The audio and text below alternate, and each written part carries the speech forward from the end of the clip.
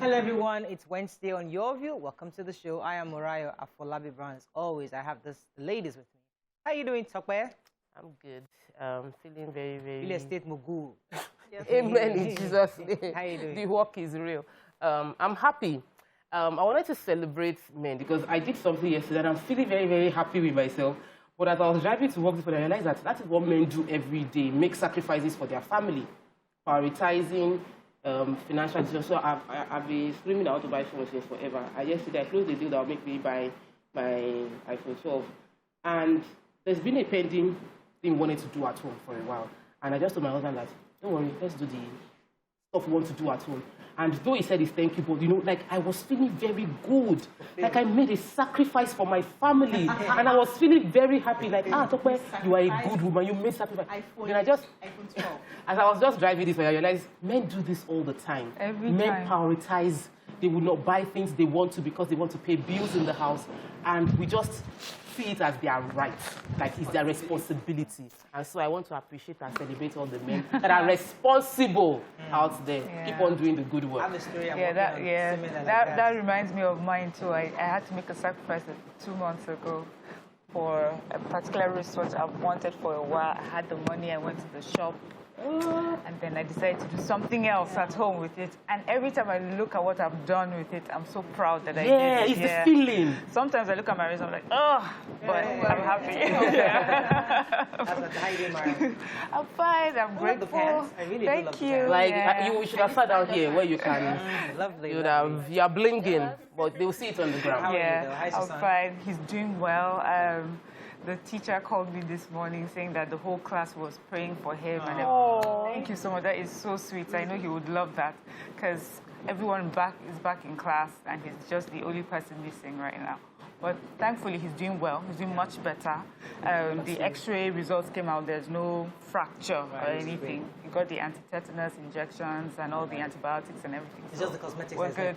Yes, that's where we're headed today. So today we're going there. I'm holding on to, BC believes outside science that the teeth will grow. At that age. So my son at 7, yes. My son at 7 pulled his tooth, one of the incisors in front, and in 6 to 8 months, came back. My husband told me the same thing happened to him at 10. And I narrated your story. It was like, tell her to relax, to come back. Because it happened to my son. You really take that risk? No, I don't know. I'm going ahead, but I'm just saying, if he grows, then... Wait, you want her to pull it out after that and you want No, there was nothing there now. Everything broke off, right? No, half. So the front teeth both are broken in half. In half. Oh, that's different. This one he pulled out at 7. And that was his permanent mistake. And it's either he pulls that out, and then wait for it to come back, or taking that risk. Yeah, you can't do that. Everybody's faith is different. She might be right. Yes, I'm holding on to that as well. Excuse me. It's not she might be right. It happened to my son. So good, because it might be better for you to actually get it properly. So maybe just pull it out and just get the right. Find out. Yeah. She's following the science. No, I spoke based on my own son's experience. How are you doing, Obiaji? You're looking glam, as in hair by BC. She look like the wife of a very expensively rich man. Yeah. You know that you're just here to just show Pakam in the account. God will take you us doing? there. I'm doing great. You know, the story Tokwe shared just reminded me of sometimes when my husband does things, I say thank you. And he's wondering, why are you always telling me thank you? I say, because I'm not taking you for granted. There are a lot of men out there who are not doing this, and their wives are praying that they have men who will take responsibility, who will give, support the home, who will go out of their comfort zone, take care of the kids, wash the clothes, assist in the house. I say, I'm not taking you for granted. So when I say thank you, I say it from a place of prayer that God will bless and keep you. By extension, every wife. Yeah, every wife. Yeah. So when you have a husband who is fulfilling his responsibilities, please be grateful. Pray for him. Not just be grateful, pray for him from your heart and watch the heavens. Husband's appreciation. As in, there's nothing like it. Our male fans, our male fans. Kuku used 2 seconds to add my own. Because the truth is, I was just interestingly in the shower today. I was telling myself that honestly, when there's a way my husband just thanks me out of the blue. He actually thanks me for that, Mariah, for all you do. I just want you to know that I really appreciate you. And it lets me know that he doesn't take it for granted. He sees. He sees it, and he acknowledges that I see the efforts you're making, and I appreciate you. And that obviously made my day. So I think it's Husband Appreciation Day today. So let's appreciate our husband across the world, wherever you are, you're watching us. Please today say something nice to your spouse. To encourage them for their sacrifices and everything they do. All right, let's go on a break. It's Wednesday. We have a lot to cover. Stay with us. We'll be right back.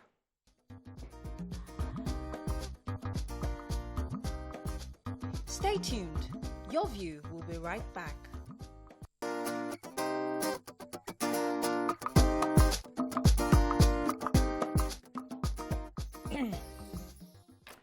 Welcome back. We're going to start with the nation. Presidency with uncovered plot to bring down Buhari. First Bank loses 13.2 billion naira to bad loans in Q1. Herders evicted from Mondo Forest and Kwara Village. Anxiety over abducted students as deadline expires. Lagos slams 5 sexual charges on Baba Ijesha. And Lagos Assembly suspends 3 council chair. Okay, which story? Let's start with the... Baba Ijesha. Baba Ijesha, please. Go ahead. So the Lagos State Ministry of Justice is planning to charge Baba Ijesha on 5 count charges for 1, indecent treatment of a child, defilement of a child, and attempted sexual assault by penetration, sexual assault, and that when it comes to defilement and sexual assault by penetration, it carries a life sentence, while the others are 7 years, 4 years, 14 years. So it looks like after this case is done and dusted, he'll be spending a very, very, very long time behind bars. All right. But no, let's recognize it for, justice. Usually when we hear stories like this, it just ends up on social media, people calling each other out and screaming and shouting. But now Lagos State has stepped in and stepped in a powerful way, and it will send a message to many others who think that this is something that they can do and get away with it. So I think it's a good story. Yes, so PC. the Ondo State Security Outfit, Amoteco Corp, evicted 137 illegal occupants from the forest reserves across the state. So they said this was in conjunction with the police and the NSCDC. They intercepted about 4 trucks that were headed into the state. I think when the trucks got there, the indigents came out and they refused to let them go into the state. And so the police took them, they carried out investigations with Amoteco as well, and they realized that they were all from the northern part of the country. They had their cows with them as well, and they had no business. They could not explain exactly what they wanted to do in the state. And so investigations further went ahead, and they realized that they were conniving with some indigents to give them a place in Offa local government to settle. But the governor, Akeredolu, has said that if you are not registered legally, you will be fished out of the forest reserve. So they have sent them away, and they are leading them to wherever they came from. All right, Chokwe, I'll take the major headline. So a press release came from acknowledging the fact that the DSS has released a report that some unscrupulous elements want to overthrow the government, that they want to pass a vote of no confidence in the presidency, in the president, and that they don't want to go through the battle box. That was the word they used in the nation, that they don't want to follow the battle box to win the election legitimately and strengthen our democracy, that they are taking advantage. They're already speaking to old former politicians, opposition parties, former leaders, religious leaders, and ethnic leaders to start galvanizing a way to create a movement against the presidency, and this would lead us into a tailspin of more disaster than what is going on. And Let's they should move on. go through the elections to process their... Right. Okay, let's move on to the Lagos State government. Actually, the House of Assembly suspended 3 local government LCDAs, chairmen, councillors actually, and one from Bejuleki, another from Alimosho, another from Surulere. And they were saying that they said they can no longer accept their unruly act by those 3 council chairmen. And we're thinking to ourselves, okay, What did they do? They didn't specifically tell us exactly what they did, but they said they were acting maybe anti-party activities, we're not just I really inappropriate behavior. We've always had that issue that what we call imputable offences are not clearly defined, and it can be misinterpreted anyhow. Yes. So currently, this for me might be a good move, but it might not strengthen democracy if we don't have in clear terms what exactly they did, that you count. And interpolitical activity should not take somebody out of being, if the person is effective as a chairman within the LCDA. Okay, moving on to the Punch. ACF Ohaneze PDP slammed Buhari as presidency alleges coup plot. Police nab 52-year-old man for defiling 3 daughters and neighbor's niece. Parents of the 29 college students still in kidnappers' den protest in the National Assembly. CBN should pay 100 million naira Greenfield students ransom before it's too late, says Gumi. Ondo to repatriate 137 illegal forest occupants arrested by Amotekun. Headsmen ejected from Ondo, driven away by Kwara resident security agents, and Lagos Assembly suspends 3 LG chairmen for flouting guidelines. Okay, let's start with the human interest story. The 52-year-old man, yes. This happened in the state. 52-year-old man Kayode Adeniyi has been arrested for defiling his 3 daughters and a 10-year-old niece of his neighbor. So what happened was the aunt to the niece sent her to find out if it was his children that removed the clothes they hung at the back of the house. And when she got in there, the 10-year-old, he dragged her inside, used pillow to suppress, close in her mouth so that she doesn't scream, and had carnal knowledge or defiled her. And then threatened her with a knife that you must not report this. So the girl luckily went ahead to report to the aunt, who took the matter to the police station. They started investigation and realized that this particular man has been sleeping with his underage, 3 of his underage daughters for years. So investigations are still ongoing. He's been in the Some things just think like they should do an investigation. Just throw him in jail. I mean, that would have wish, but hey, we have to follow due process. Let's take the CBN. Sheikh Gumi. Yeah, go ahead, Gumi. Okay, so the Islamic cleric Sheikh Gumi, in an interview on AIT, was asked if he was aware of the abductions of Greenfield students as well as the College of Forestry. And he says for the abductees from the College of Forestry, they are trying to get the contact of the headers, and so that they can see how they can negotiate the release of those abductees. But he says concerning Greenfield, it's a little more complicated and it's a little more complex. So he says that there are different factions that are involved in the Greenfield one. So what he's saying is that maybe there were bandits that took the Greenfield students. But very soon, if government doesn't do anything, support them, and CBN does not pay that ransom, what will happen is that it will be infiltrated.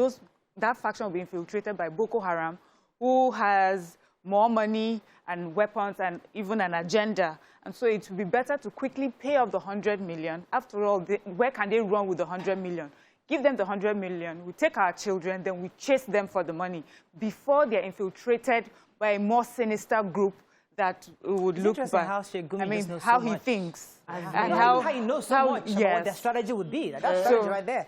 Anyway, just in a related story, let me add to that, is the fact that one of the 17 actually have been released because the father, who is a former admiral, or I think is an admiral, they negotiated. They didn't tell us exactly how much they paid, but they were able to negotiate to get one out. So they're left with 16 children with the kidnappers. But they had given them a deadline. Yes. It was ending, that's the deadline to pay off the 100 million will be expiring. Expired yesterday. So parents are really anxious about it. They're asking 20 million per head, but we don't know how much the we've heard they give them 55 million, which already they say is for feeding. So. Okay, let's go on a quick break. When we come back, we'll move on. Stay with us. We'll be right back. City Right. Stay tuned. Your View will be right back.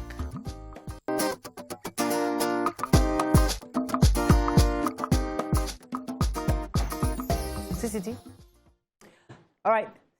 So, thanks for staying with us. Yes, you're going to talk a story about CCT. The CCT chair who had allegedly beaten up a security guard at a supermarket, at a mall. And the guy wrote to the National Assembly to question that he should be made to face the brunt of the law. Now, the Code of Conduct Bureau was called up to face the National Assembly, and in the committee meeting, he asked for 1 week to put his defense together, and they gave him 2 weeks because they are going on a break. But the case will be handled on the 28th of May, 2021. So we're looking forward to having what form of justice will be meted at, because there's a CCTV video showing him slapping evidence. So we have evidence against it. Let's see what will happen to him, since he did not take the honorable way out of resigning. Daily Sun. Presidency raises the alarm. There's plot to topple Buhari's government. IPOB shifts seat as home to May 31st. Lagos begins installation of 2,000 CCTV. Economic crunch, FG to slash salaries of government workers, merge agencies, about time.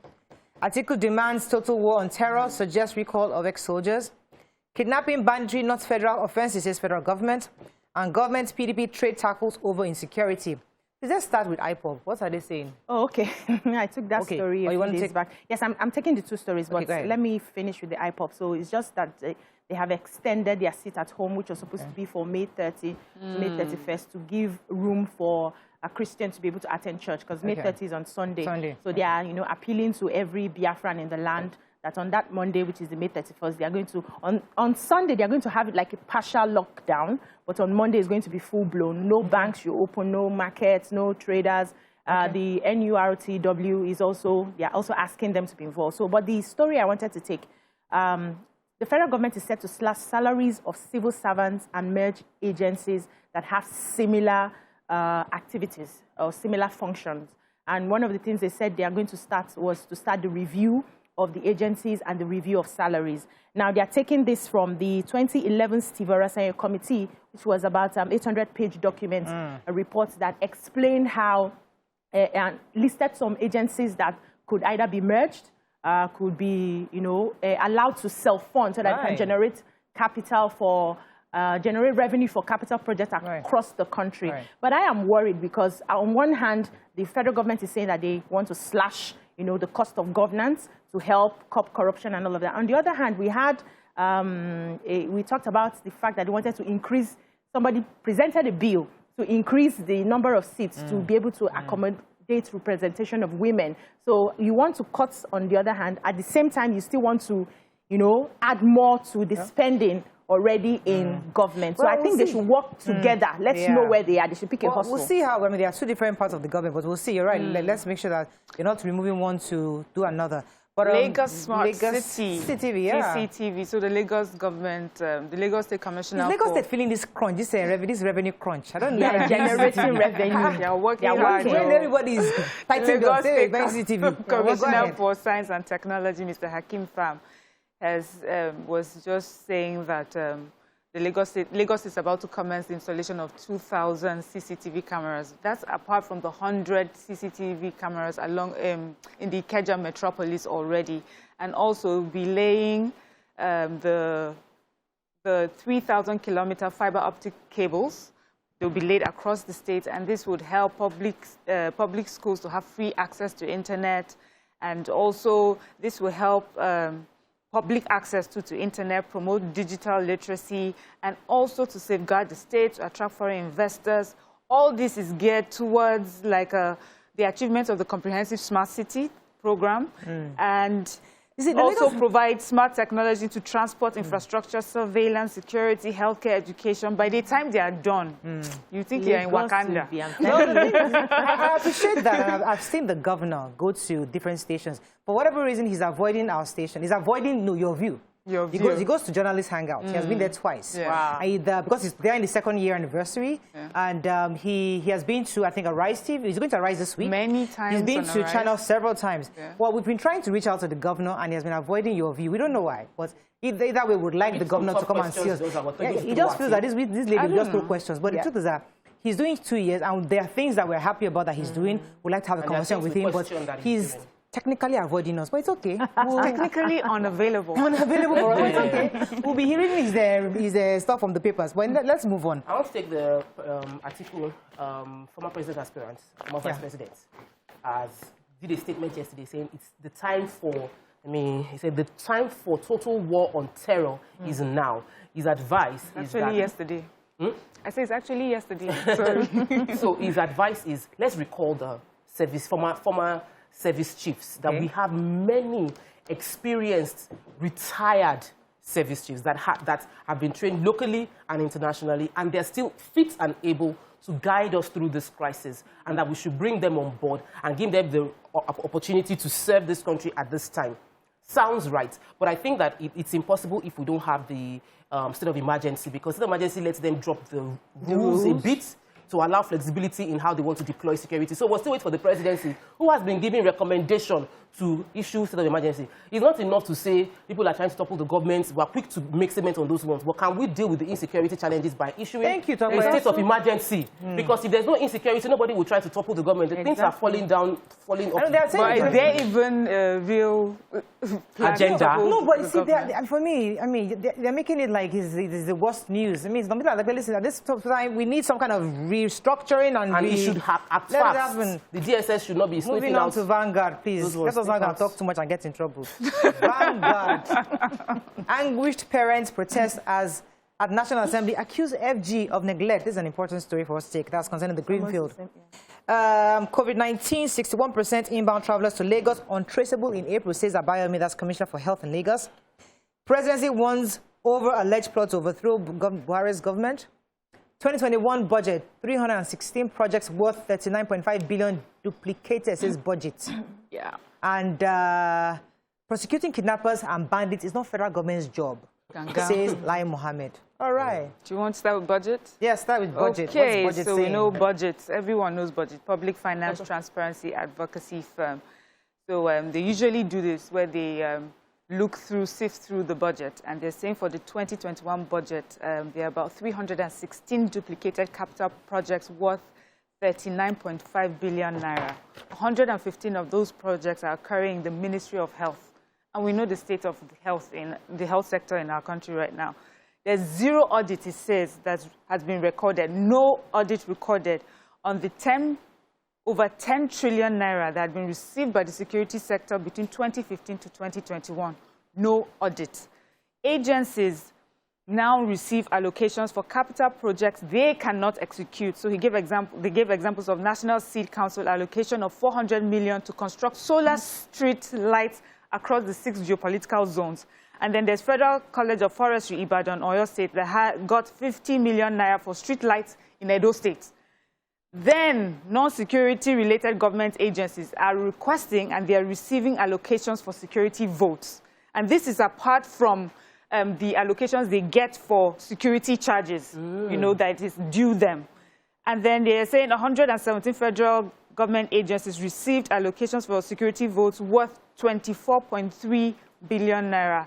And it just goes on and on. It will be a good read. But these are still allegations, I guess. So Nigerians should read through the budget as well, see what budget has said, and know for themselves. So, go ahead, Bisi. Yes, so parents of the remaining 29 students abducted from the Federal College of Forestry, Mechanization, and the 17 undergraduates taken from Greenfield University marched to the National Assembly yesterday, and in Kaduna yesterday. And they were joined by Sahara reporters, that's Showore, and another rights activist, Deji Ayanjanu. So they marched to the National Assembly and they were protesting, saying that they do not feel secure. The days that the bandits or the abductors had given to them had expired, and right now it seems like the government is not doing anything. Both the state and the federal government is not doing anything to secure the release of their children. So they were asking that, you know, everybody needs to come together to ensure that these kids come out. They don't know their welfare. They don't know how they're faring. They don't know how they're eating. They don't know if some of them are there's malnutrition going on and all of that. So it was more like protest in front with Let's just take one more story, Dr. Ron. So kidnapping banditry by Alhaji Lai Mohammed said that he declared that kidnapping and banditry in some states of the Federation were not federal offenses. And I read through the story trying to see which state of the nation it was not a federal offense. I didn't get it. Did you get it, Morayo? Because I know you read the same story too. I didn't. But I noticed in the report that a lot of time was spent in dealing with what PDP said. So it was at a town hall meeting that they have. They've had about 18 of it so far. And it was responding to the fact that PDP was gloating over the insecurity in the land. They said that, listen, we've taken measures. And we are saying that we've not done anything to tackle banditry and kidnapping. But you don't forget that it's not a federal offense. That they should go and talk to the states where these bandits have emerged from. That's where the investigation. That's what he said. So I wanted to understand, like, okay, so we spent a lot of time talking about what PDP should have done in the past 16 years, and saying that it is not a federal offense. I was hearing that for the first time. I thought security was the right of both the federal as well as the states. Maybe he was talking in legal terms. I don't know. But there was a story that was important for us to be careful. The final paper for today, The Guardian. And it says, let's find a story, if not in Guardian. Travel ban on India could hamper drug imports and hike, says pharmacists. And the reason why they're saying this is because of what's happening in India. There are few raw materials that is required for drugs that comes in from India. And they're saying that with what is going on, there's a possibility there will be scarcity. And if there is scarcity, so unscrupulous elements, the charlatans within our country, may begin to do fake drugs. And when they do that, we put ourselves at risk. So we must ensure that we must be careful. And we're hoping that India will finally have an ease on this, the issue they have, the pandemic they're having right now. Hopefully, this can go back to normal. But we have to be careful buying drugs if indeed scarcity does occur from India. That's all we can take. We'll go on a break. We'll be right back.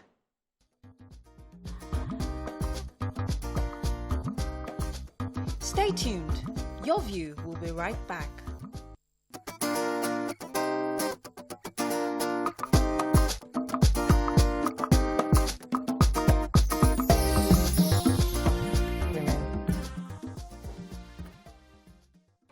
Thanks for staying with us. So a video went viral where a young lady was stripped naked, beaten up by some men. Now, it's not clear what happened, what caused the beating. But one thing was obvious. She was being dehumanized because of something she had done. So the question, therefore, is that we would like to have a conversation because we don't have the details. What's the thin line between discipline and dehumanizing people? Or I'll call it domestic dehumanization, because when you're in the home where you're supposed to be protected, a lot of young people have undergone such by their parents, siblings, or community. I know when I was a child, a young lady wet her bed. She was the help of one of our neighbors. And I will never forget this person. She's late now. She called all the children, including myself, on the street, gave each of us a cane, got the young lady to come in the middle, and we asked us to start spanking her. We're now whipping her because she's an adult. I think she was like, and I can't remember her age, but she was our help and she was grown. So she gave all of us little children cane and we're singing and dancing and making us beat the girl. Oh my God. Because the girl wet her bed. So these are things that we are somewhat accustomed to in Nigeria, where you do something, your family members, you don't disgrace our name, don't embarrass us, don't disgrace us, In the name of that, dehumanize young people. So our conversation therefore today, how do we draw the line? Where do we draw the line? You can join the conversation on 091-390-76948. You can also call us on 081-270-53687. You could tweet us at TVC Connect. Please hashtag YourViewTVC so we can read your tweets. You guys saw that video, and as I said, we don't have the details, but we're talking about discipline in the home. When you go too far, yes. So we've spoken extensively about corporal punishment. This falls in the same sort of category of corporal punishment, which is what we grew up with. The idea that before you embarrass me, I will embarrass you. A lot of parents say that thing. Before you would disgrace my name, I would disgrace you. And so they feel like the best way to drive home the discipline and the point is to do like a public shame.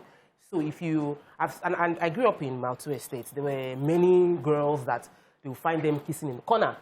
And the parents would realize, you want to bring shame to my name. They bring the child out, naked the child in front of everybody, which is really embarrassing, and beat up the child and say, don't follow men. So that's if you ever see a man again, you will not, you would remember the shame of what you're going through right now, and you will not do this anymore.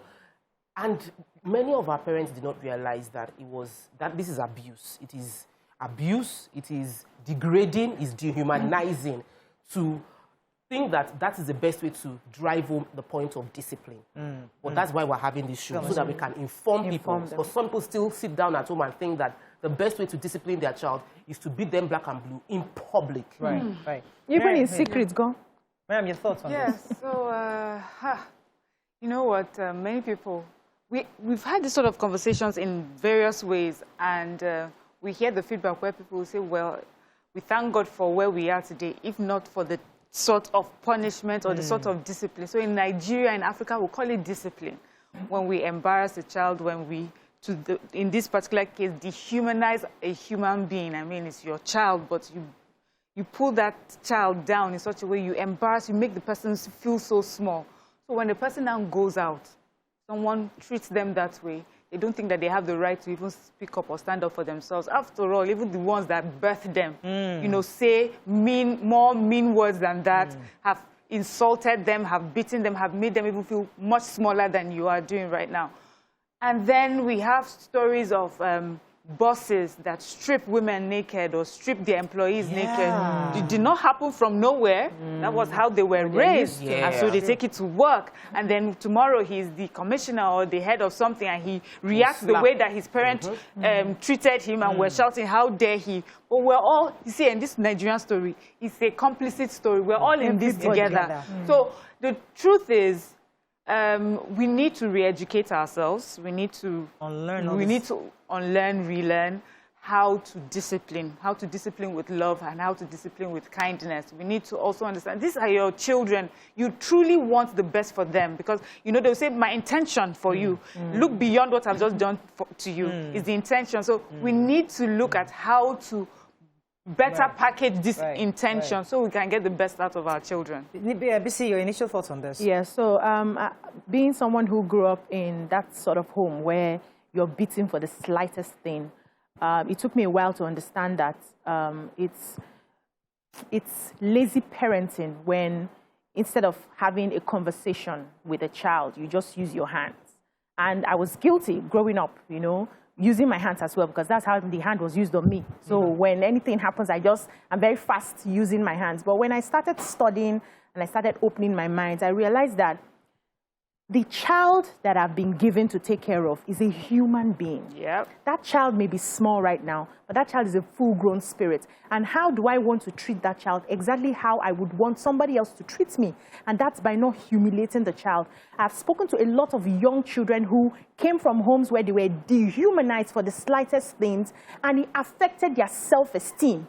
And they carry it on to their relationships, their work relationships, their romantic relationships. And, you know, there's a very a huge effect on every other aspect of that child's life. Now, if a child does something that you did not expect, the first thing to do is not to bring that child down. Before you embarrass me, I would embarrass you. Is to have a conversation to find out what has happened, what has changed the values that you have taught that child. Did you even teach the child the values, or you expected the child is supposed to know the right things to do? You know, we need to start asking ourselves very real questions. What do we model for these children to see? And if peradventure you have done all in your power and the child decides to go the other way, the best thing is to have a conversation and not treat that child like a criminal. Yes. You see, you said something that I think you glossed over, and I would like you to go back to it. You said a child is a full-grown spirit. I think that is profound. Because if you see a little 4-year-old, what you're saying is that his spirit is full-grown. He's full-grown. So you should respect the fact that this is a full-grown spirit. Exactly. Oh so goodness, we all come in little packages because we are all spirits from heaven. Let me put it that way. And then we have to come through the flesh. That's our pattern. This is not who we are. We come through that flesh because it's the flesh, it has to grow. Right. So at the time that child is growing in the body, it doesn't mean that the spirit of the child is a baby. The spirit is a full-grown spirit. And so you need to respect that child. You need to love. You need to nurture. You need to care. Now, there's another thing that parents forget. They think because I gave birth to you, I made you, or I brought you to life. You are just a caretaker. That child chose to come through you. You are a channel. So treat that child like a human being. Fantastic. Let's go on a break. Let's digest that. We'll be right back.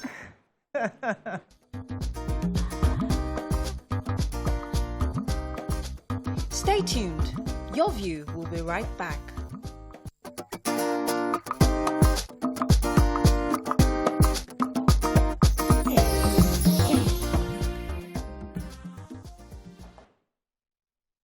Thanks for staying with us. So we're still talking about the thin line between disciplining a child and dehumanizing a child. And I was going to come to you, Tokwe.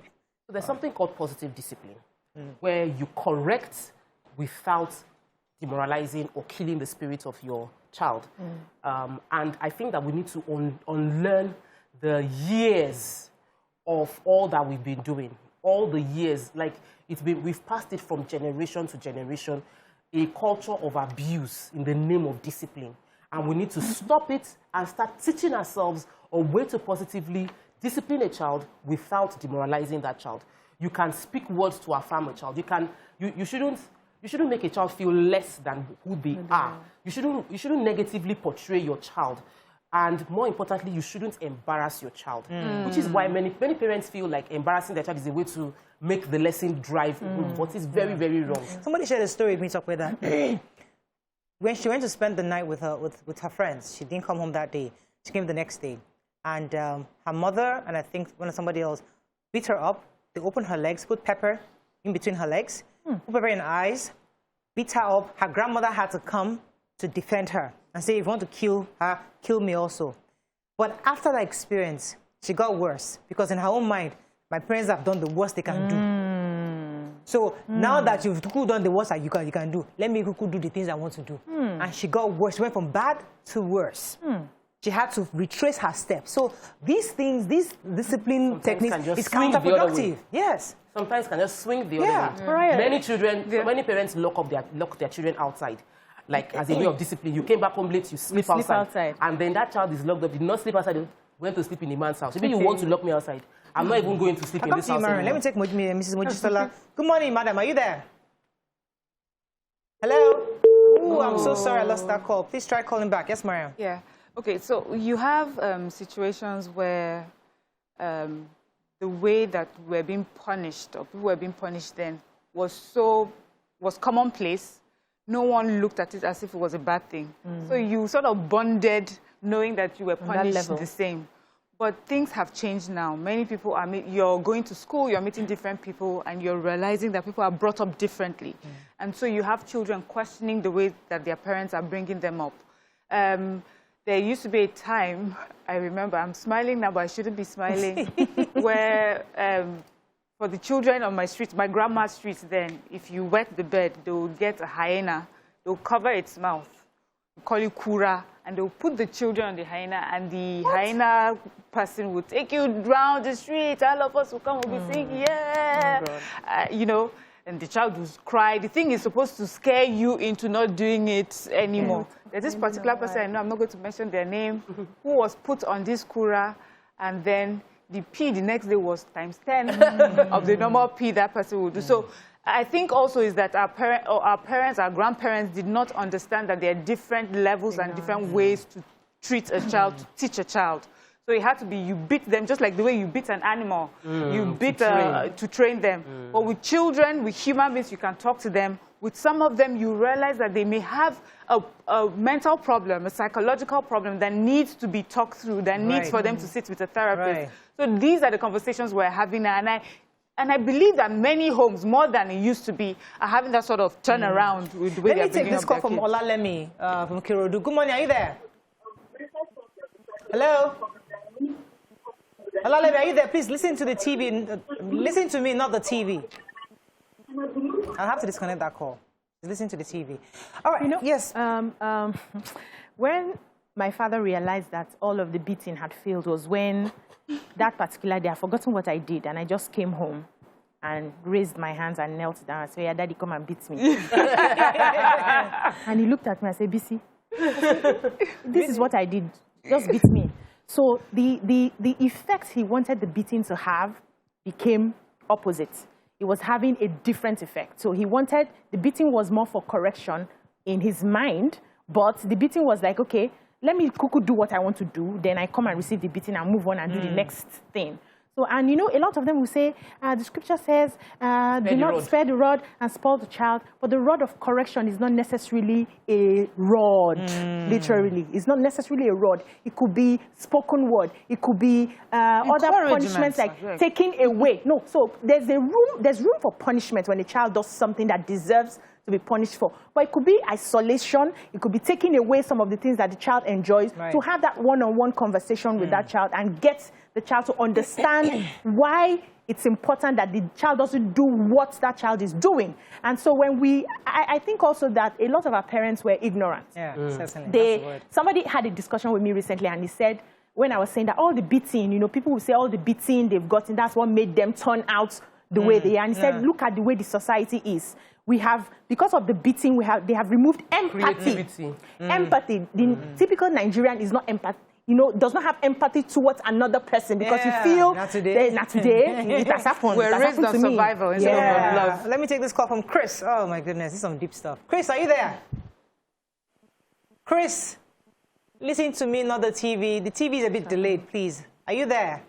Okay, I have to cut that call. But my own story, I mean, my own wasn't, I have my beating story, which I've shared before. But this story, I don't think my mother has even ever heard it. So I don't think she even knows the impact of that thing on me. And she's watching today. I remember when I was a young girl, I can't remember the age, maybe 8 or 9 or something like that. One of her friends had the birthday party. Her friend's daughter was turning 5 or something like that. My dad didn't really like that particular friend. So he had an issue with her. So my mom felt that this is my new friend. I like this lady. She's late now. I think it was, I don't mention her name. So they had a birthday at the club, some maybe Yoruba tennis club, some club shop. Anyways, the party was late and we came home late. The party ended around 7-ish. Myself and my mom, we came late. My mother, who I respect so much, she's always flying in, traveling, somebody that I respect. I admire the fact that she's a business tycoon in my own mind as a little girl. That day, because my dad locked us out, he didn't allow us to come. So he went to this person's birthday. He didn't open the door for us. In his own mind, he was disciplining us for what. And that day was the respect that you have for your mom. That so this man can do this to you, and it's okay. And that thing totally just brought it down a little bit. Like, oh God. So even my own father. Even my own father. So you don't know the impact of these things on children. Either you are beating in, or you're punishing them. All these little things affect a child. That thing you just described, it's a conversation people have concerning like having a common front when you're disciplining children. So some people would say in their home, when the father gives an instruction, the mother counteracts the instruction. So there's like war. So what will happen is that most women, would rather agree with the father at the time. To you, the child, to look at it, we are one. So don't come here and think that you can go behind one person's back. I'm just saying concerning and how you eventually saw your mom is that for them it was important to show you that there's this one, front when it comes to disciplining a child. And then maybe between them, one-on-one, she would have said, I don't think this is the right way you should have gone about it. Because to counter him in front of you would also send a very wrong message. Let me take this call from Ogumola. Are you there, Mr. Ogumola? Are you there? You're live. Go ahead, please.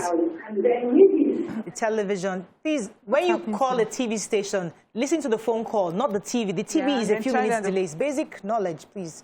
Please, I want to talk about the emotional abuse, the verbal abuse, the verbal dehumanizing process that is more lethal and takes a longer time.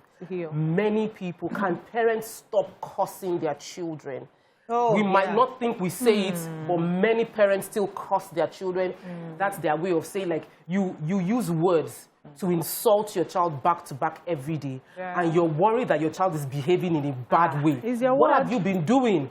You are programming your child negatively. You call your child useless. You call your child names that you don't want. The reality you don't want in your child's life. Stop cursing your children. Do not speak words in anger that means something you don't want manifested. Don't say your child is mad. Don't say your child is being like a mad person. We need to stop it totally.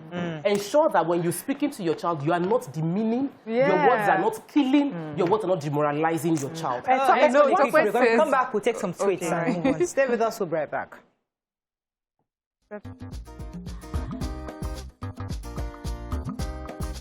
Stay tuned. Your View will be right back.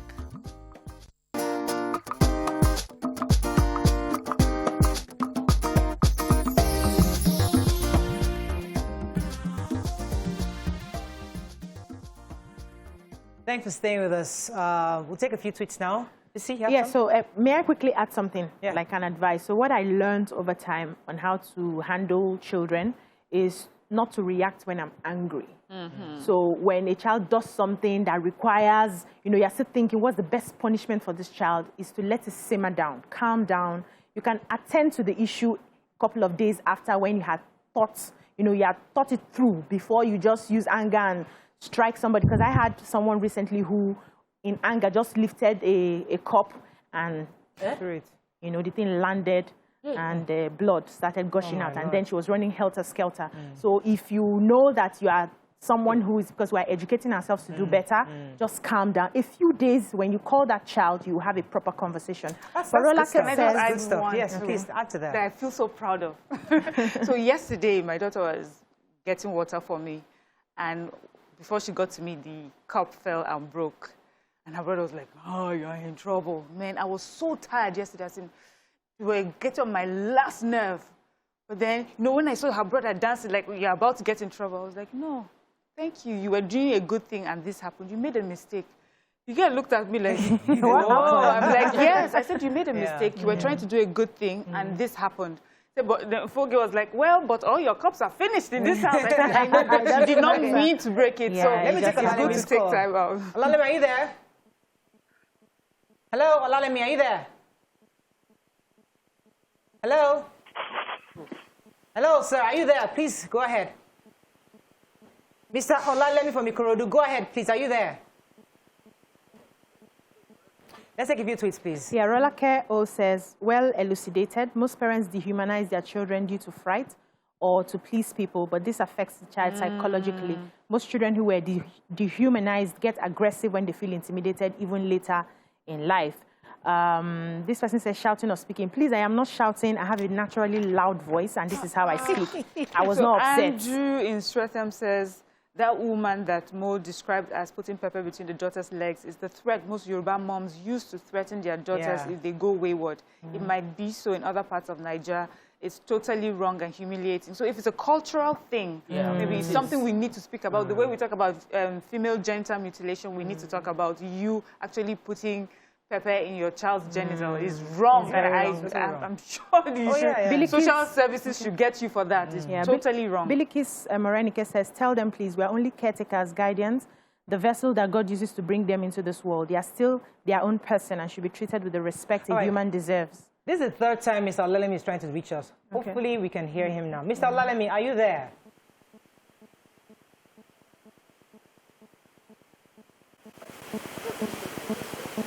I guess it's network. Please, go ahead. So Kola Wale says, times have changed in a way that is totally different from that of our parents. Children of these days prefer to be beaten than you talking to them. So I talk to my kids to correct them. Do you think so? No, I don't I remember growing up, when you have a parent that used to beat you a lot, you'll be like, well, I'll do this bad thing. After all, she's just going to beat me. So maybe that's what he's saying. You're like, okay, I already know what the punishment is. But when they have to sit you down and talk to you, like remind you of your history, of how tiny you are in the scheme of things. Follow that, that is, we have to wrap up on this, painful. and I'd like us to final words on this, because the truth is that we've all been through this process of being beaten up for one thing or the other. And people think that's why we are where we are today. That's what has made us become who we are. Not necessarily. We are all still having various struggles as adults because of these things. That you don't know anything about. I like everybody to just give one sentence or one thing you just advise parents to do at this time. My own advice is, think of the worst thing your child can do. Why she gets pregnant or he gets into drugs. Think of it. Just plan it out in your head and begin to think of a strategy. How do I deal with it? If I find that my son is using drugs, I find my son is bullying somebody. What's the worst your child can do? Begin to process it as a parent. So when that thing happens, or if it doesn't happen, you know how to handle that. That's how somebody had advised me in the past. Think of the worst case scenario and think of a strategy. Because if you do what you already know, which is just beating up, that's going to be counterproductive. So let's just start beginning to think of what to do. Mine will be in the everyday conversations we have with our children. Always try to be respectful. Just imagine. For me, I always say a child is a full-grown human. I mean, it's a full human. Has everything, has feelings, has emotions, has has a brain and can think. So just treat a child like you would yourself with respect.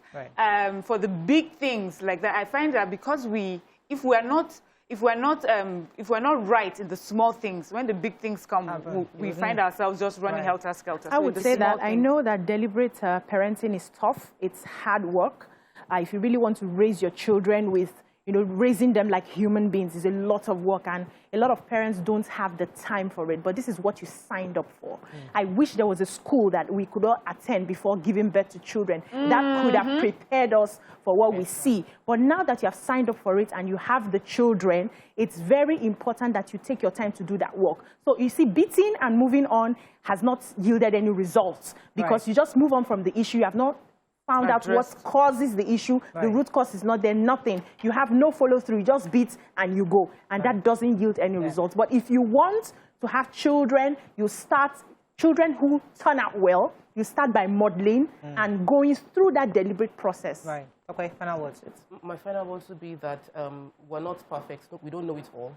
And for any parents who feels like I've really messed up, you can undo that damage by apologizing to your child. It's a normal and human thing to do, and start retracing yourself by learning how to be a better parent. You can still correct it from this moment onwards. Fantastic. Thank you very much. I have learned that a child is a full-grown spirit. Oh my God, I love that.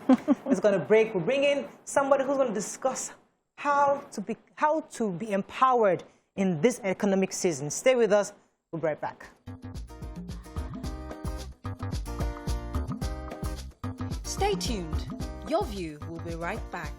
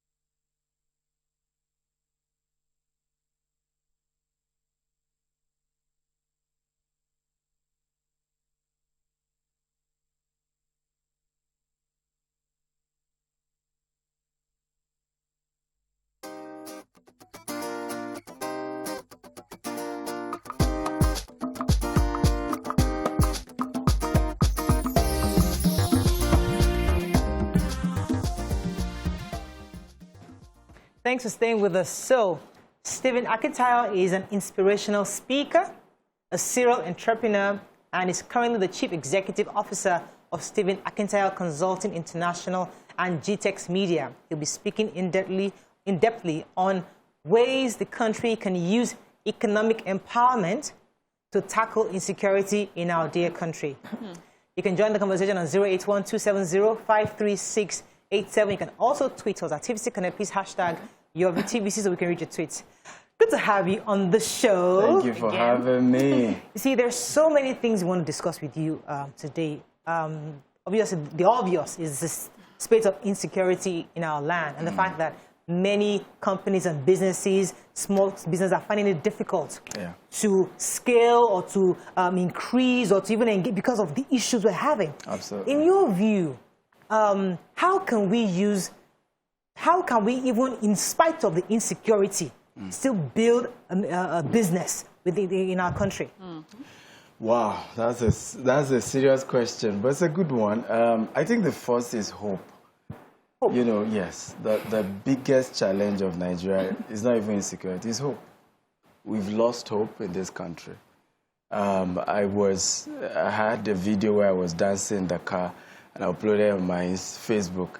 You need to see comment like, what are you happy about? You know, people are dying. This is good. What, you know, we need to, first of all, give hope. And that needs to come from the top, you know, where, yes, things are tough. Tough times don't last, tough people do. But there's hope. Things can get better, and they will get better. So I think that's the first thing, because if you don't believe there's hope, you ain't going to invest your money. You will not sacrifice more. Right. You will not figure out a way to still grow your business despite the insecurities, despite the challenges. You just lose hope. If you look at at least 40%, no, 70% of people living in Nigeria are the elite. Canada, US, they are the elite, you know, who have small businesses, who have something they can afford to travel out. So if the hope comes back, then we can figure out how to solve the problems. Who is responsible for giving this hope back, this hope that we've lost? All of us, actually. How do we do it? We all need to. I mean, your show, for example, is one of the amazing shows. You guys are adding value. And I think you should clap for yourself. You guys have really, I mean, at least I know that from my wife, a lot of other people who say they can't wait to watch your show every day. And it educates them, empower them. So all of us have to play our role. Because an average person has at least 250 people in their network, right? So you need to begin to say, yes, we've been through tougher times. You know, we can overcome, but it's all of us. So you have adults who may say, well, things can get better. So you have a young adult, a young child just growing in this scenario right now. They've grown into maturity, just seeing everything the way it is. For them, where do they get their hope from? Where do they get the fact that, where do they get the idea that it can be better or it was ever better? Apart from just leaving, because many young people, that's what you hear. We need to leave, we need to leave, because that's the only place there's hope. I think they should do something I did, because in this Lagos, I had trekked from Sangota to Keja long and back. In this Lagos, I didn't have 200 naira to take Molue home. And I was MDCU right away. So I had to sleep. At the time? Yeah, I had to sleep in my office. The next morning, my body was swollen. Mosquito had designed my body in this same Lagos. So what I think people need to do is, and in this same Lagos, by the way, I'm building cities. So what we need is start reading biographies of people. Right. That's what I did. So when I started studying, even John D. Rockefeller is the first American billionaire. When I started reading a story of how, at some point, everything was about to crumble. In fact, because his wife was his accountant, she had been keeping some money, you know, on the side. At the deadline, like, she showed up with that money. And the man eventually became the richest, the first billionaire, was richer than America. So reading stories like that, understanding that people have had to emerge, the darker the environment, the brighter your light. That the fact that there is a dark environment in Nigeria, then I need to shine more and have an opportunity to shine. And there's hope. So, So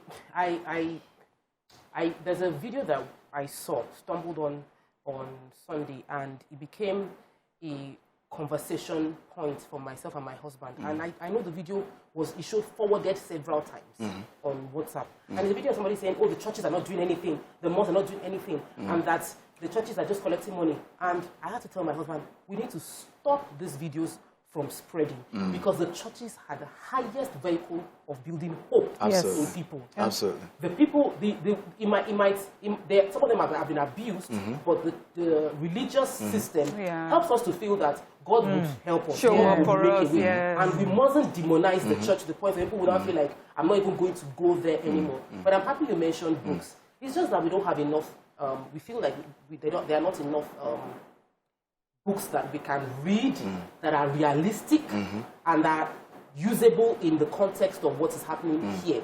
So do you have favorite books you would want to share with us, like top 3 books, top 5 books, let's say 5, that you feel any young person now can read and it will just reset their mind, and they can now go on that trajectory. Wow, powerful. I like that. So I absolutely agree with you. Without the mosques, the churches, Nigeria will be in pieces. We'll probably be 10 years in civil war now. So the mosques, the churches have played their role. Pastors have played. What we sometimes don't realize, we are 200 million.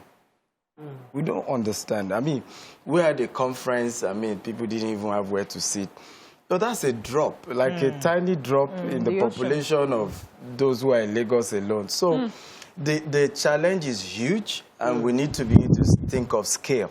Yeah. As regards book, one of the books I years back, I think at the age of 18 or so, was Rich Dad, Poor Dad. Yeah. So my mother was a civil servant. My father's business had crumbled before I was born. And I was born in Maiduguri, and I mean, I learned how to spell the word TH in JSS1. So sometimes when I write on social media, people are saying spelling errors. So you better thank God for my life. You don't know where I'm coming from. You don't know where I'm coming from, you know. So, but that book, Read That Poor Dad, opened my eye that I don't need a degree to be wealthy. Yes, and that was even the first miracle.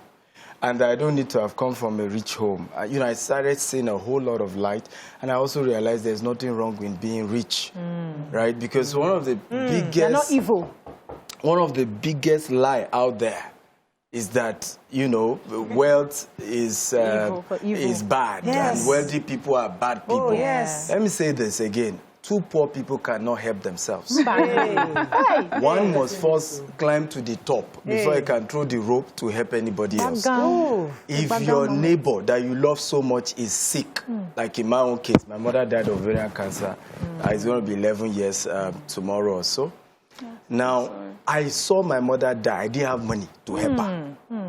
Two poor people cannot help themselves. So we have to wake up and change that narrative where you are, there's something to be joyous about poverty, nothing to rejoice. There's nothing to like about poverty. Dr. Akitayo, you're saying this casually, but some of us were programmed to think that being too wealthy is just for those people who are thieves, who have robbed the country, who have that you as a modest citizen, moderation is just fine. And you're saying that's not the right thinking. Because you can't help anybody being poor. Yeah. I just spent 100 million training people. I couldn't do that as a poor man. You can't, even if you want to. I don't care how good your heart is. You are broke, you are poor, you can't. You will be living a survival life. Your goal is me, my family, my family. And the beginning, I love what she said, books. Read That Poor Dad, Think and Grow Rich. Tough Time, Don't Last, Tough People Do, Robert Schuller. Powerful book. And of course, my own book. Millionaire Habits.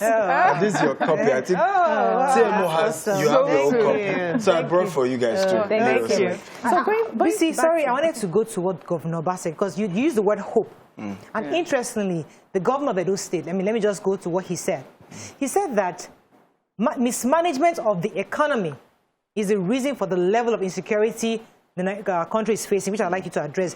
However, he urged Nigerians not to lose hope in the country, but to work collectively to ensure a better. This was just yesterday.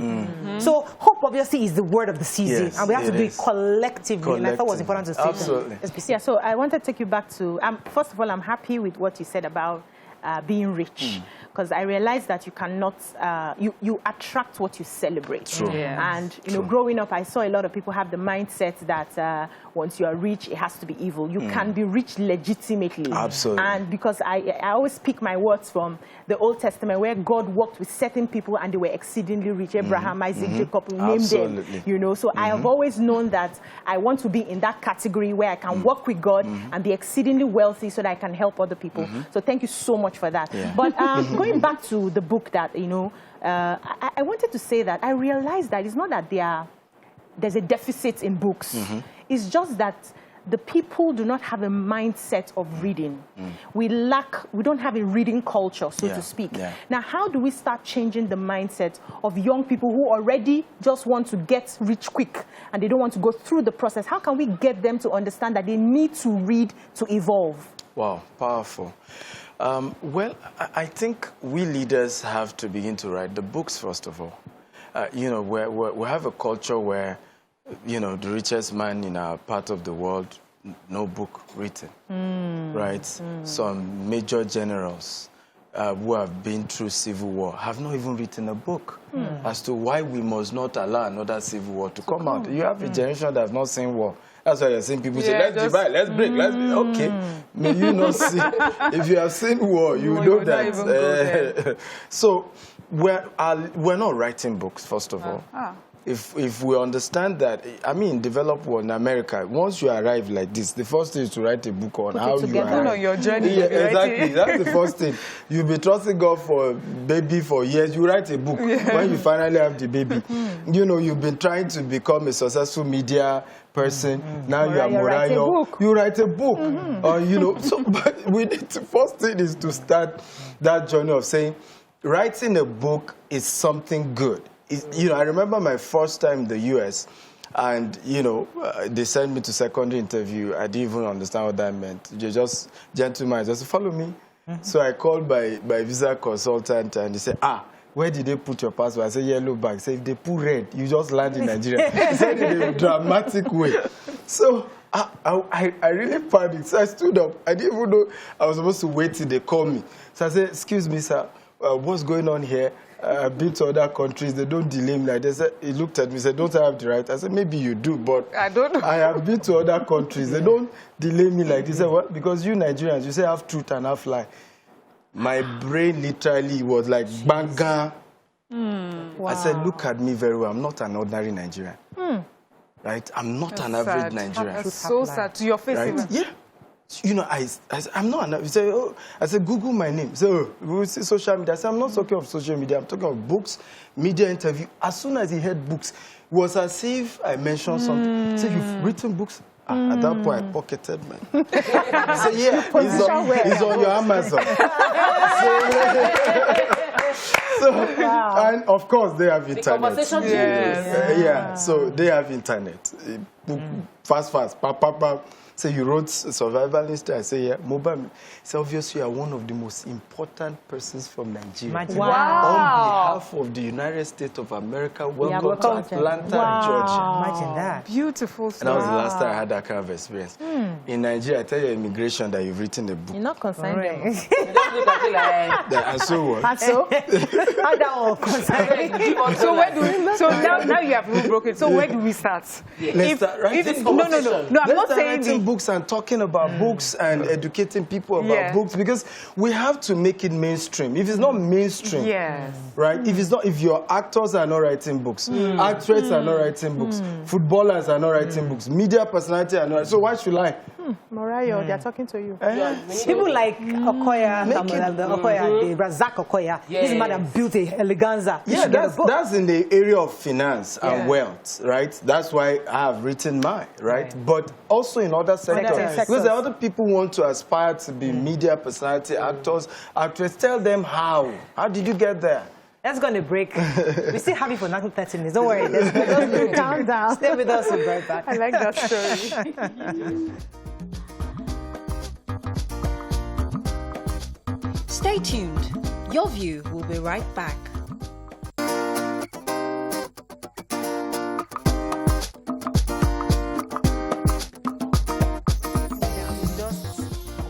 Yeah, who's going first? Right. I thought it was Mariam. Welcome back. Yes, Mariam, go ahead, please. So, you know, we're talking, you just said that in Nigeria, when you say you've written a book, it means nothing. Yeah, and for me, it's like, where do we start? I just wanted to also make a joke that many of us, we find musicians relatable. So do we start by singing about what we do? And, you know, because it means it's like the musicians, the entertainers tend to capture our minds better than if we are writing books. So do we start that way? Because I can catch a child young, I can catch them young, but I don't know how to catch them old. Do you understand? Absolutely. Yeah, they have different experiences, they are ignorant because of their circumstances. So these are not people that just choose not to. But where do I start with someone like that?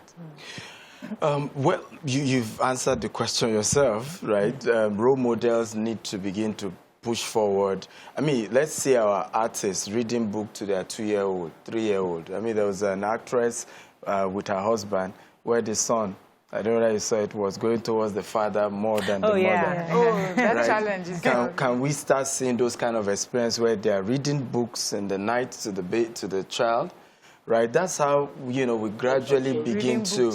Yeah, so we should leverage on our celebrities. Even this insecurity we're talking about.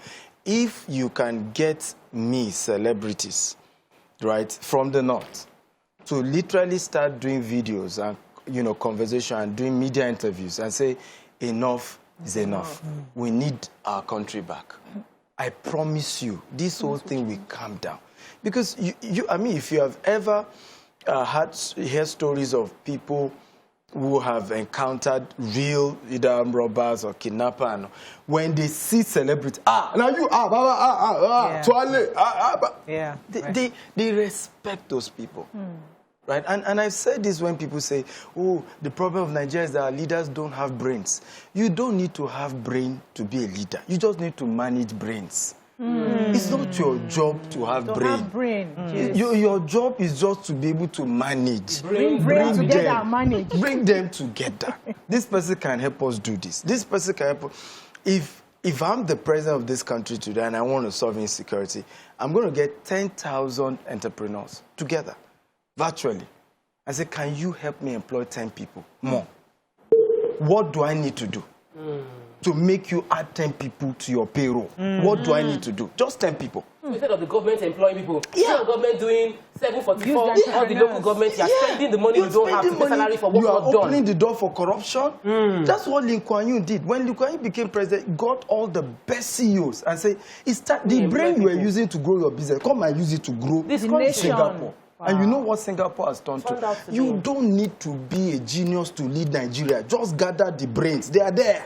Okay, so let me ask this question. We have, you know, I lamented on the show a few weeks back that why is it that politicians give away keke na pep? You know, we've seen the one that was like very annoying for me. I expressed my irritation when a politician gave away noodles and wheelbarrow. I'm like, is it that you don't value the human being? Will you give your child wheelbarrow and noodles as a career option?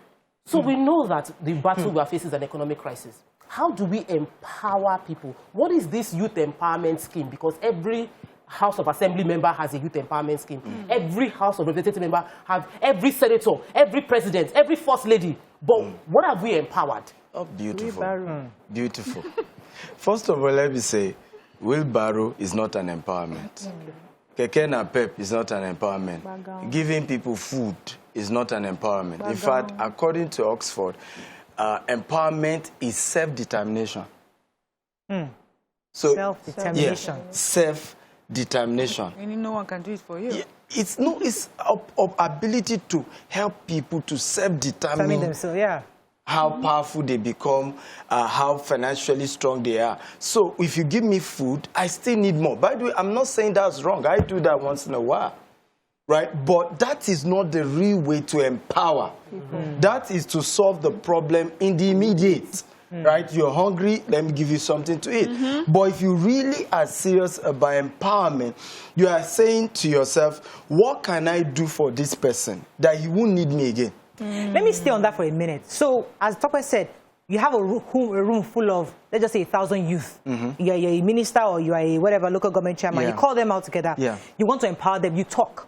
But that talk, they'll say, okay, after talking, where's the money? How will I start my business? But we saw even Jonathan's period. Jonathan gave them some money. I think they can't remember the name of that. Can't remember what it was. Where they gave them 10,000. They gave them money. You win. You win. Those young people collected the money and spent it, and then they're back to square one. So, with the money. What kind of measure can we put in place to ensure that when we give these empowerment speeches and empower these young people, they actually use it for what's supposed to be? I don't think the issue is actually using it. You know, I've had that experience. My first office, you know, in Ikeja, I remember I announced, I don't blow. It was not far from Computer Village because I felt I had over 2 million. This was about 10 years ago. So I felt, I don't blow. So I remember my first training, you know, we used to do seminar then. So I went on radio station. You know, guess what? I spent over 200,000 on a training and half person showed up. And I said half. What do you mean? You know, when the one person showed up, I saw that he's the only one. He paid half. No, he paid half of the fee. You know, in 1 month, I have finished 1 point something million. By the end of the year, I couldn't renew my rent. I mean, I lost everything. So it's not that many of them actually, you know, squandered the money. They lack apprenticeship. That was when I started our business afresh. So I had to start afresh this time around with mentors, with guidance, with somebody to pull you to say, don't do it that way, do it this way. And that's why it's missing. That's why you're seeing me say, again, gather successful business owners and attach and say, okay, for those who want to start their business, promise me 2 people attached to you. Okay. Right? Government will then pay whatever grants, but they must be attached to a mentor that is guiding, that is helping, that is showing the way, that is saying. That's why I said this whole solving insecurity, giving hope, we all have to do it. We just need to stop this greedy nature of me, myself, as long as I'm okay, no big deal. And I'm calling out CEOs and business owners. We are part of this problem. Right? I had to dedicate over an hour out of my business. I know it's a loss for me because as a business owner, time is what you're using. But it's time to come out. And I'm promising you on this show, give me 10 people, I'll mentor them for free. By the way, I charge $20,000, but for free, I'll mentor 10 people. Let me take this call and come to BC. CVC I'm not kidding you. 10 people, 10 business owners, they want to succeed in business. 1 year on me. 1 year at a time. Let's put our money where our mouth is. Fantastic. Let me take this call, Chef, and I'll come to BC. Good morning. Are you there? Yeah. You're live. Go ahead, please. Okay. I just want to say something about reading books and being a successful entrepreneur. Yeah. I think also there is a very, very important and interesting book which is called The Richest Man in Babylon. Correct. That book is a must for every entrepreneur that wants to succeed. Thank you very much, sir. Jeff. Thank you. Absolutely. Thank you. Yes, BC, go ahead, please. I would also add The Science of Getting Rich. Yes. Yes, so Wallace Wattles. And that's a very powerful The greatest salesman that ever lived. Yes. Yeah. Awesome. Awesome. Ogmandino. Awesome. Awesome. Can this be We are reading books and we're feeling ourselves. But you see what we're doing? We're turning reading books to mainstream. Fun. Mainstream. It's good. So Go ahead, BC. I actually have a book club where we read books, and you know, I was asking them how their lives have changed ever since, and they sent me their testimonies, and I was really impressed. Young people, 17, 18, have already started their businesses, and I was really glad. But I wanted to ask you, so we're in a society that rewards flashiness, a society that rewards wealth without asking the right questions. Where did this come from? And, you know, young people actually look at us, we model, and they want to copy what they see. Absolutely. So it's different, it's a whole different ball game when you say something and you do something else. So you preach, read books, do this, do that, and then they see that you don't reward people who read books. You don't reward people who do the work. You know, everybody says the grace of God, the grace of God. Nobody tells us how that grace has worked, how that grace has helped us to pick the activities and follow through. Now, what do you think we should do as a society to ensure that we begin to reward hard work? Okay. Beautiful. I mean, one of the things I love about whatever I do is I back it up with something. So one of the things I did for this book is that I have a $5,000 grant on it for 3 people. Right? To say even if you can't afford it, if you go online, because there's a video version, you watch it, do a 1-minute summary, you know, how the book impacted your life, and you stand a chance of winning that. So it's part of it. We do giveaway, but giveaway on nothing. Right? Let's start doing giveaway on reading books. Giveaway on attending seminars. Giveaway on real substance. So these are what you know, we need to start doing. I want to engage again the celebrities to join us in this journey. Very important. We need to engage them. All this, we need to, enough of it. Social media influencers. Going online, then spraying money on the streets. You are not empowering anybody. You House of Rep member, there was one I saw, stacking money and then giving, sharing. That you're not teaching people about the dignity of labor. Work. The dignity of labor. And there's dignity in labor. There's dignity in labor. Yeah, can we talk about that? I want to stay a bit on that. Dignity of labor. Yeah. Because we have the dignity of the end result. That's what we believe. Yes, that's what we believe in. Yeah. And so we feel that anyone that has to do a certain type of job, your job defines you and defines how you're treated or respected. But if you're singing, if you're dancing, if you're in the flashy world, as BC had mentioned earlier, you're respected because the money you make has to align with how you make it. Yeah. So if, as a young person now, I'm listening to you, and what I can put my hands to is to do bricklaying work. Yep, absolutely. Cleaner. Yes, but you have friends that are telling you, leave that in when you can do something quick. What would you say to that person? Well, I'll tell the person that I used to sell popcorn in this same... I used to hawk... I love your story, and I think you should go to read this book. I used to hawk electronics in Ijebu-Ode. Wow. And I was a student. During all this ASU strike, just move. I start buy electronics. I remember my fiancé there used to call me Oga Manager because they promised if I'm able to sell to 11, they'll make me manager. So she used to like Oga Manager. But I'm here today, right? So the truth is that, number one, life is in phases, men are in sizes. Leave your size part-time. Number two, cut your clothes according to your material, not your size. Because sometimes your size is bigger than your material. Right, exactly. So cut it according to your material. If your level today is selling popcorn, like in my story, sell it with dignity. Be the best popcorn seller we've ever seen. And I saw popcorn redeem camp, the Lagos experience. Wow. I saw, one of the ones that I did, it was the one that rained. I had gotten some loan. It was going to be mega. I got 4 popcorn machines. It didn't rain. It didn't rain. Oh, my God. Lord. And you couldn't sell. And, I couldn't sell it. I mean, it was funny. But thank God for mentor, too. All my mentor told me, arrange with Coca-Cola that you return. No, they didn't pay for this. Right? But that you return the drinks. Right? So I made sure that loss was minimal. Yeah. Again, role of mentors. But there's dignity. Let me take this call from Victor. Victor, are you there? Yeah, I'm here. You're live. Go ahead, please. Yeah, my first caller. Welcome to the show. Thank you. I'm a good ardent listener of your views. Oh, good. Yeah, thank you, sir. I enjoyed the program. Thank you, sir. Yeah, you guys are really doing great. Thank you. The first time I want to say something about the girl, the lady that was dehumanized. Oh, yes. Please go ahead. Your view, let it count.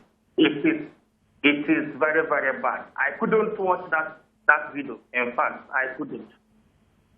You see, that is the problem we have as a nation, as a Nigerian. You can't give what you don't have. That is started from home to our leaders. You can't give what you don't have. Most parents lack what is called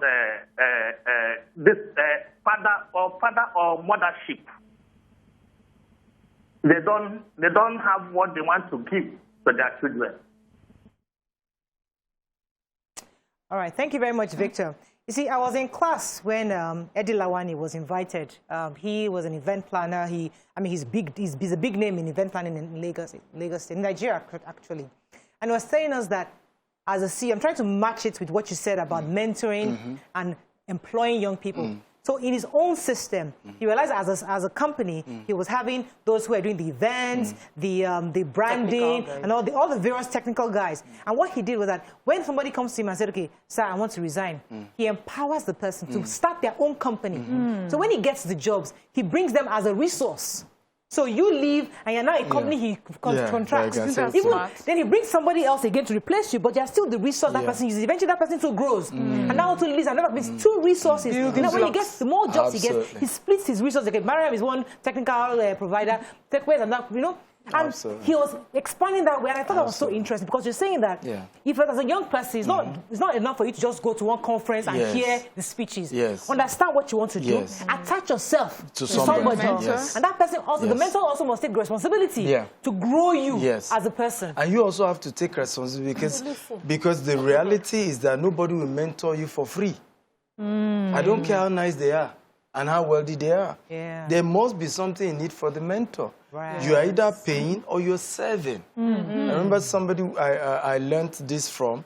He said he was a media guy, and what he did for his billionaire mentor was to say, every of your media, whatever, I will handle your press conference, I handle it, don't pay me nothing. And in exchange, the man had offered to mentor him, but he said, no, I can't have you mentor me without something exchange. I know I may not be able to pay you, and you don't even have a paid program, but I will offer you anything media on me. So we should begin to also teach this so that young people don't feel that somebody owes them mentorship. Nobody owes you anything. Nobody owes you anything. Yes. You know the reality of what you just said? Everybody here knew that a few weeks ago I had an intern. Why the intern stopped? She wanted to be paid. And I said, you are a student. You don't know Jack. You don't know Jack. Train you. Yes, I'm literally training you. I'm sharing books. I'm sharing. I'm telling you what to do, how to do it, You're learning. You did 2 weeks. You're learning. I'm forcing you to read newspapers. You read papers. You're somebody writing a story, and then you're asking to be paid. I said, no. Let me see the worth of what you can bring in value. You won't ask. I would value you enough to pay. And the role of service hasn't been. We have not drilled. We haven't drilled down the importance of service. And I know you have served, and I know you have people that are serving you. And I'd like you to share the examples of where you have traded in kind your work to get doors open for you. Yes. I think, in fact, one of the speakers at the conference that we just organized, was one of such people. He was a lawyer. And he was shuttling between Nigeria and the U.S. At some point, the burden of paying rent. So he shut down his office. I told him, bring your office to my office. Right? Yeah. So I created an office space. His staff were resuming in my place. And of course, in exchange, he was mentoring me. Wow. Yeah. I know the person that's how the relationship started. Yes. Oh my goodness. It's not how it started, but those are part of things you used to. I kept doing. So for me we must understand that no rich person wants a parasitic relationship in their lives. Nobody. Because they got here by not having those parasitic. And the challenge Nigeria has is that, unfortunately, there's a two world in Nigeria. There's the political world, there's the business world, and they don't mix. The political world says, you can get anything by being lucky, by coming from a particular tribe where the leader is from. The business world says you must merit whatever you want to get. There must be some value in exchange for anything that you want. And that's the problem. A lot of time I move to our site and you see people, because of the car. I tell them, I'm not a politician. I'm a businessman.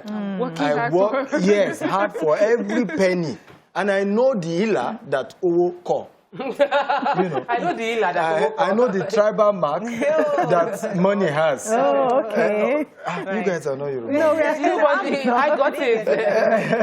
So, still building on this, I realized that Yes, so just to follow up, I realized that a lot of young people are not interested in volunteer work. Yes. They want to just start off, like, your PA now, just start paying and everything. Yeah. How do we get them to understand that it's very important to volunteer? So I want to link it to, Harvard now is beginning to understudy the Igbo apprenticeship program. Yes. How do we explain to people that you need to show that you have value before the money will come? But add that to people who get taken advantage of. Good. So connect it. Let's start somewhere. Some interns get taken advantage of for a period and they don't get paid. It starts with the parents. The parents are the biggest problem we're having in Nigeria. And I'm not kidding. It's a set of generation that were entitled. People like Paulo were really struggled by Azikwe. What's his name? The man from the north, Ahmadu Bello. These guys fought the British to get independence. What they didn't know was that they had a generation that was coming that just felt they could get everything for free. And they were getting the cars. They were getting the car, you get job. So that generation met electricity but knock out light for their own children. Met water, no water. And they kept blaming, thinking it's the British, it's the British. The British is gone long ago. It was their job to figure out how to have solved Nigeria problem. And I've been saying to my own generation that you don't want to give the same excuse our parents gave. And so you see a parent, the son say, I saw Mr. Stephen, I decided to be an intern with him. You say, how much is he paying you? Yes. First question. Yes. And he say, oh, it's an internship. Say, I sent you to private university and spent millions. No, get out. You can't work there again. That's what I've seen. I had a lady that used to work with me. For 6 months, she was an intern. She was always coming to work with tears. Oh, my God. At some point, they even brought all these prophets to their house. Say, hey, thank God I didn't even own the property. They saw vision to the owner of the property where our office was, that the man is diabolic and they shouldn't work there. Good news. That was a good news. 6 months later, she left. She got a 6-figure job. Wow. From the I mean, the same people frustrated her when Jen Tibaje said, Eloni, transfer, bam, brand new Jen. So she now told them, this director, you're insulting. If you didn't teach me, I wouldn't know how to do this. And we need to start speaking to our parents. We run out of time. Oh my goodness. It's just like starting the conversation. But I have to run. Every time we bring him, so it's never enough. We need a whole 2 hours. But what you said earlier, because we're going to start getting messages from 1 million people, that 10 people you want to counsel. Yes, so I think we'll split it. 2 of us each, 2 each, come through us. You know, we vet the people to be sure that they qualify to be mentored, you know, and then I think I'll give the last 2 to maybe Nima, because I know Nima also has a lot of people.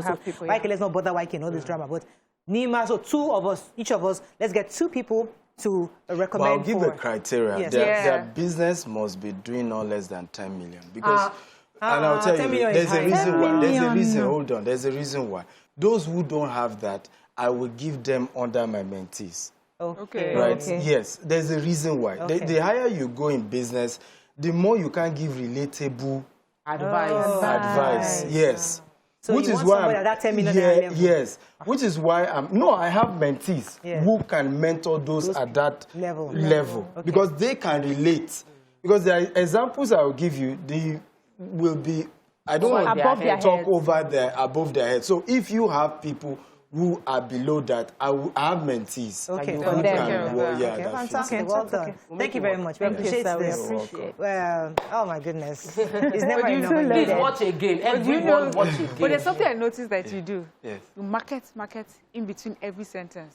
Give your book, you talk about this, you know. So is it something? Yes. Is it a skill? Because some people are like, I'm not a marketer. I have but I'm not a marketer. Well, that's why they should go and read The Greatest Salesman That Ever Lived.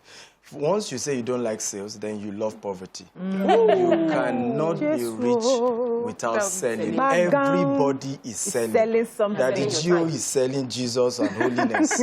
Everybody is selling something. Selling? Everybody. We are selling. This show. This show. We're selling value. We're selling information. I think you are not selling anything yet. We can. There are merchandise. We should begin to have your view merchandise. Your view should begin to have. There are a lot of things we can. Are you sure we're not the ones that are going to come under this mentorship?